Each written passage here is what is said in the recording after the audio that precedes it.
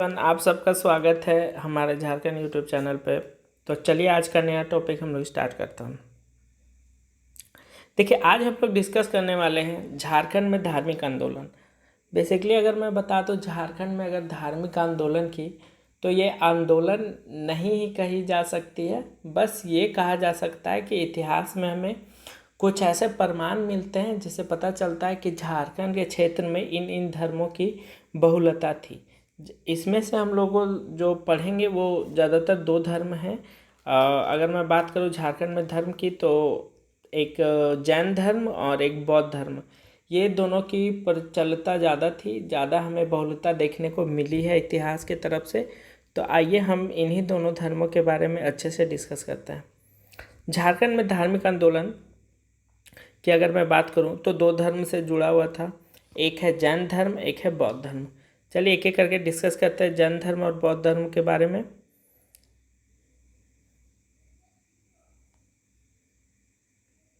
जैन धर्म, जैन ग्रंथ में भगवान महावीर के लौरे ए यदगा की यात्रा के संदर्भ में, जिसका मुंडारी का अर्थ है आंसुओं का नदी। ये पूछा हुआ सवाल है, आंसुओं का नदी में किन के बारे में लिखा गया है, तो ये एग्ज़ाम में पूछ चुका है, तो इसको आप लोग इम्पोर्टेंट मार्क कर सकते हैं। आइए हम लोग जैन धर्म के बारे में अच्छे से पढ़ते हैं। अगर हम लोग जैन धर्म की सबसे प्रमुख स्थान झारखंड में बात करें, तो सबसे प्रमुख स्थान हमारा पारसनाथ पहाड़ी है, जो झारखंड के सबसे ऊंची पर्वत श्रृंखला भी है। अगर मैं बात करूँ इसकी ऊंचाई की, तो इसकी ऊंचाई 1365 मीटर है, और अगर फीट की बात की जाए तो 4478 मीटर इसकी ऊंचाई है। यह गिरिडीह जिला में अवस्थित है। और अगर मैं जैन धर्म की बात करूं तो कुल 24 तीर्थंकर थे जैन धर्म में, जिसमें से 20 तीर्थंकर यही पारसनाथ पहाड़ी में निर्वाण प्राप्त किए थे अपनी।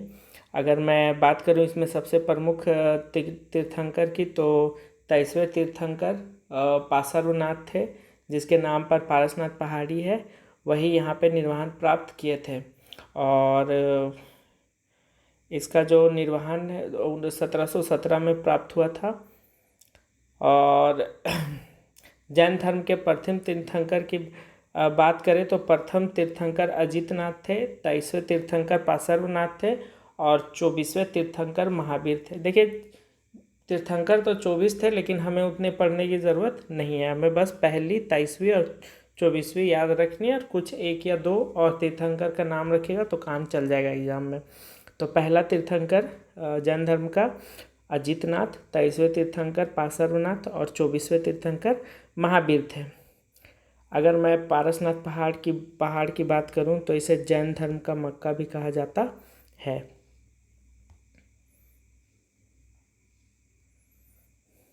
आइए हम लोग देखते हैं कुछ अन्य स्थान जो जैन धर्म से संबंधित है या फिर हमें जैन धर्म के बारे में प्रमाण प्राप्त करवाती है। छोटा नागपुर के मानसून हो गया, यहाँ मानभूम के क्षेत्र है। छोटा नागपुर के मानभूम के क्षेत्र,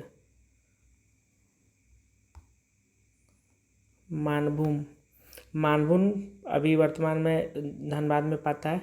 तो यहाँ अगर मैं बात करूँ जैन धर्म की, तो जैन धर्म की यहाँ पे इसको केंद्र माना जाता है। इन स्थानों को सबसे ज़्यादा जो जैन धर्म है उसका प्रमुख स्थान मानभूम का क्षेत्र ही था। दूसरा हनुमान गांव पलामू में पड़ता है, और यहाँ पे जैन धर्म के कुछ पूजा स्थल पाए गए हैं और कुछ प्रमाण प्राप्त हुआ है जैन धर्म से रिगार्डिंग। अगर मैं अगली बात करूँ तो सिंहभूम क्षेत्र में बेनू सागर से 7वीं शताब्दी के जैन मूर्ति मिली है। और यहाँ पे अगर मैं बात करूँ कि उसके स्थानीय लोग जो सिंहभूम क्षेत्र के थे, वो लोग जैन धर्म को मानते थे, तो उन्हें सरक कहा जाता था, उन लोगों को सरक कहा जाता था। अगला ये इम्पोर्टेंट पॉइंट है, एग्जाम में पूछ सकता है, वीवीआई हम लोग मार्क कर सकते हैं। कलवा पहाड़ चतरा में स्थित है, ये भी एक प्रसिद्ध मंदिर है। अगर मैं बात करूँ तो यहाँ पे दो धर्म का संबंध देखने को मिलता है, एक बौद्ध धर्म, एक जैन धर्म। विभिन्न प्रकार की यहाँ पे मूर्तियाँ पाई गई है। और जैन धर्म के जो 10वें तीर्थंकर थे शीतनाथ, उनकी ज्ञान की प्राप्ति यहीं पे हुई थी। और मैं बात करूँ इस पहाड़ की, तो यहाँ पे 9 जैन तीर्थंकरों की प्रतिमा भी मिली है। चलिए हम लोग अगला बात करते हैं। अब हम लोग बात करते हैं बौद्ध धर्म के बारे में।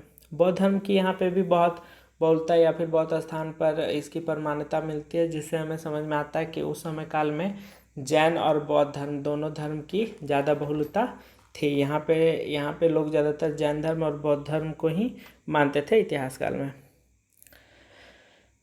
कुछ नोट करने वाली बातें हैं। झारखंड में बौद्ध धर्म के ब्रजियान शाखा ज़्यादा विकसित हुआ था, और मैं बात करूँ इसके अंत की, तो इसकी अंत कुमारगुप्त के आने के द्वारा ही स्टार्ट हो गया था।